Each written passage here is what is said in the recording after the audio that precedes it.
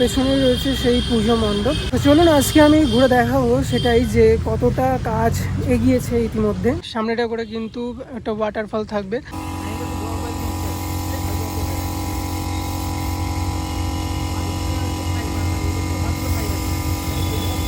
যেমন করে দেখছি এদের ওয়ার্কশপে ছোট ছোট চোড়া, সেই চোড়াগুলো কিন্তু এই জায়গাটা তৈরি করে রাখা রয়েছে।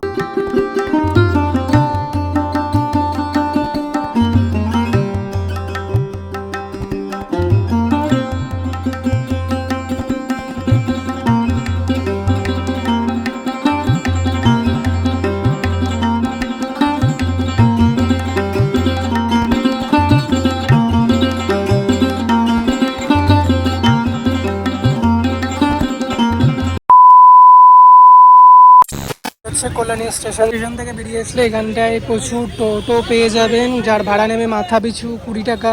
কল্যাণী আইটিআই মোড়, কল্যাণী আইটিআই মোড়ে টোটো আপনাদেরকে ঠিক এরকম জায়গায় নামিয়ে দেবে। আর ঘোষপাড়া থেকে আসলে ওই দিক থেকে আসবেন, ঠিক ওই সোজা এলেই এইখানটায় এসে আপনাদেরকে গাড়ি দাঁড় করে দেবে মাত্র 10 টাকার বিনিময়। রাধারাধা বিমান আজ চলে আসলাম কল্যাণী আইটিআই মোড়। কলকাতার মধ্যে সবচেয়ে বড় পুজো মণ্ডপের মধ্যে দ্বিতীয় নাম্বারে আসে বর্তমানে কল্যাণী আইটিআই মোড়। আর সেটারই আপডেট দিতে আজকে চলে আসলাম। বন্ধুরা, গেল ভিডিওতে আমি আপনাদেরকে আপডেট দিয়েছিলাম যে কল্যাণী আইটিআই মোড়ের পুজোর থিম রয়েছে এবছরে মায়ানমারের সিংলিন প্যাগোডা, আর সেটি বৌদ্ধ ধর্মের বুদ্ধ টেম্পেলের অনুকরণে তৈরি করা হচ্ছে এই পুজো মণ্ডপটি। আর আমার পেছনে রয়েছে সেই পুজো মণ্ডপ। তো চলুন আজকে আমি ঘুরে দেখাবো সেটাই যে কতটা কাজ এগিয়েছে ইতিমধ্যে। যেমনটা আপনাদেরকে বলেছিলাম যে সামনেটা করে একটা ওয়াটারফল থাকবে, ফোয়ারা। সেই ফোয়ারাটা কিন্তু প্রত্যেক বছরই পুজো মণ্ডপের সামনে তৈরি করা হয়। এই বছরও কিন্তু তৈরি করে ফেলেছে ইতিমধ্যে।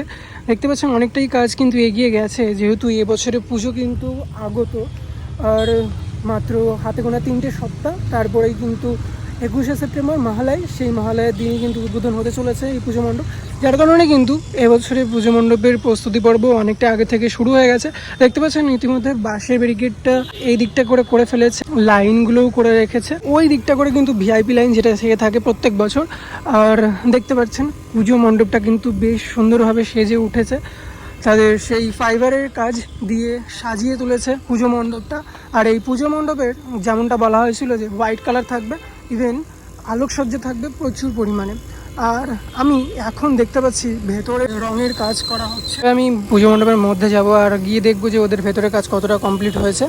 আর এই জায়গা থেকে দেখা একটা জিনিস, এই জায়গার স্ট্রাকচারে মানে এত সুন্দর লাগছে গাইজ, কি বলবো আপনাদের। আমি কিন্তু বলেছি ভিডিওর ফ্লোতে আমি তুমি করে বলি, আর যখন মনে হয় তখন আপনি করে সম্বোধন করি। তবে এটা আপনারা একটু মানিয়ে নেবেন। এই জায়গার যে স্ট্রাকচার রয়েছে সেই স্ট্রাকচারে কিন্তু বেশ সুন্দর লাগছে। আর দেখতে পাচ্ছেন যে এইগুলো কিন্তু ঠিক এর উপর দিয়েই বসানো হবে, সেটাই বেশ সুন্দরভাবে কিন্তু ফুটে উঠেছে মন্দির প্রাঙ্গণ। কাজটাও বেশ সুন্দর হয়েছে। চলুন দেখানো যাক কতটা কাজ ভেতরে এগিয়েছে। ভেতরটায় কিন্তু প্রপারলি মধ্যে কাজ চালু করে দিয়েছে রঙের, সেটা স্প্রে মেশিনের মাধ্যমে যেটা হয়ে থাকে প্রত্যেক বছরই, সেটাই দেখতে পাচ্ছি ইতিমধ্যে।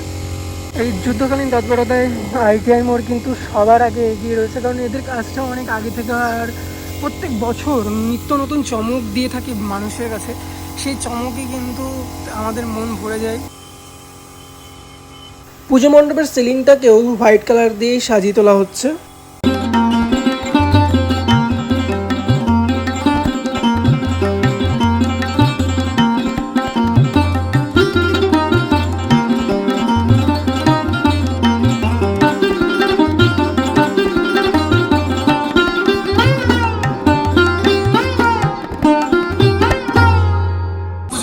ভেতরে এই জায়গাটা যেখানটায় অ্যাকচুয়ালি ঝাড়বাতি বসানো হবে, দেখতে পাচ্ছেন সেই জায়গাটাও কিন্তু বেশ সুন্দরভাবে তৈরি করা হয়েছে। একটা লোটাসের কাজ করা হয়েছে, এই জায়গাটা বেশ সুন্দর লাগছে। আর যেমনটা হয় ফল সিলিং, সেই ফল সিলিংটাও কিন্তু এখানে প্রপারলি কমপ্লিট করা হয়েছে, যেমনটা বলা হয়েছিল হোয়াইট কালারের ওপর হবে। এভাবেই কিন্তু সেজে উঠেছে প্রত্যেকটা সাইড। দেখতে পাচ্ছেন এক একটা করে প্লট টাইপের জায়গা, যেখানটায় কিন্তু বাসের তৈরি, সেখানে দাঁড়িয়ে কিন্তু এই যে ফলস কাজগুলো করা হয়েছে, সেখানে কিন্তু এই যে পিলার, যে থাম্বা টাইপের যে পিলারগুলো, সেগুলোও কিন্তু দেখতে পাচ্ছেন যে এই জায়গাটায় কিছুটা কাজ বাকি রয়েছে, পরবর্তীতে আমরা দেখতে পাবো। যেহেতু ভেতরটা অন্ধকার, যার কারণে কিন্তু খুব একটা ভালোভাবে বোঝা যাচ্ছে না। এই জায়গাটা কিন্তু যেরকম স্ট্রাকচার দেখে গেছিলাম, সেই স্ট্রাকচারের কাজ প্রপারলি কিন্তু এই জায়গাটা কমপ্লিট হয়ে গেছে। আর ওদের ওয়ার্কশপটা হচ্ছে ওই জায়গাটা, একটু যাবো ওয়ার্কশপে। তার আগে দেখালাম যে এই জায়গার কাজটা যে মেন চমক, আমরা পুজো মণ্ডপে যে দর্শনার্থীরা যে এই প্রবেশদ্বার দিয়ে দুটো গেট করা হয়েছে যাতে করে দুদিক থেকে দর্শনার্থীকে ঢোকানো যেতে পারে। ইভেন জানেন এই জায়গাটা করে ব্যারিকেড করা হয় প্রচুর পরিমাণে, যাতে করে দর্শনার্থী যে ঢল সেটাকে যাতে কভার করা যায়। যার কারণে কিন্তু আমরা দেখতে পাচ্ছি যে এই যে এক্সিট গেটের আগে যে পুজো মণ্ডপে যে জায়গাটা রয়েছে, সেই জায়গাটাই ইতিমধ্যেই ব্যারিকেড করা রয়েছে, যার কারণে ওইদিকে যাতে প্রবেশ করা না যায়। আর ঠিক এই জায়গাটা করে কিন্তু এক্সিট পথ হয়ে থাকে প্রত্যেকবার। এবার এই বছরেও কিন্তু সেই একই জায়গায় রয়েছে এক্সিট গেট, আর এই জায়গায় ঠাকুর থাকবে, যেটা প্রত্যেক বছর থেকে থাকে।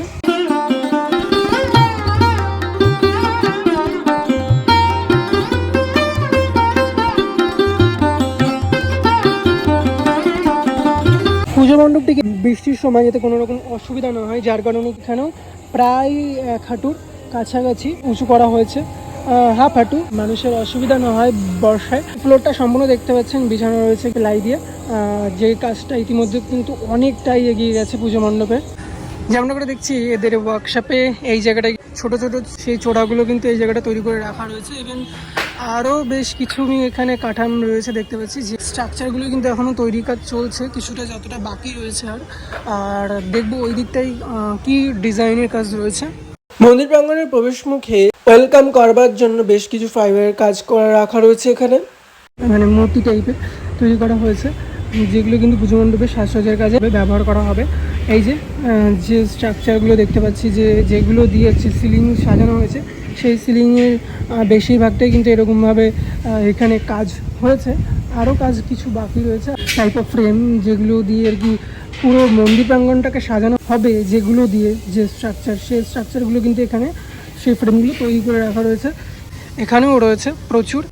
এদিকে যে ভিআইপি গেট রয়েছে, সেই গেটের যে রাস্তাটা, সেই রাস্তাটার কাজ কিন্তু প্রায় কমপ্লিট হয়ে এসেছে দেখতে পাচ্ছি। এই সাইডটা করে দুর্ধর্ষ লাগছে এই পুজো মণ্ডপের কালারটা, লাইটের উপর যেহেতু, আর তার উপরে রয়েছে সানলাইট, যার কারণে কিন্তু পুজো মণ্ডপটা এতটাই ফুটে উঠেছে, কত সুন্দরই না লাগছে বলো।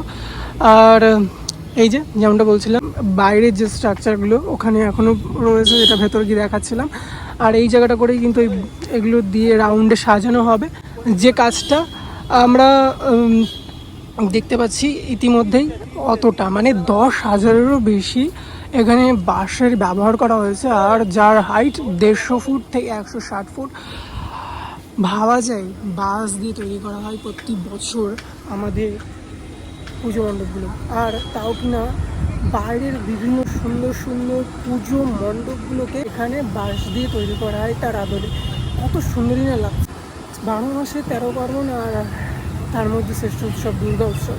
বাঙালির সেই 5টা দিনের যে আনন্দ দেখতে দেখতে চলেই এলো, আর হাতে গোনা মাত্র 3টে সপ্তাহ। মহালয়ের দিন কিংবা তার আশেপাশে কিন্তু দিন ঠিক করা হয়নি এখনো উদ্বোধনের, তবে ওরকমটাই জানানো হচ্ছে যে পুজো মণ্ডপ কিন্তু উদ্বোধন হবে মহালয়ের দিন বা তার পরের দিন।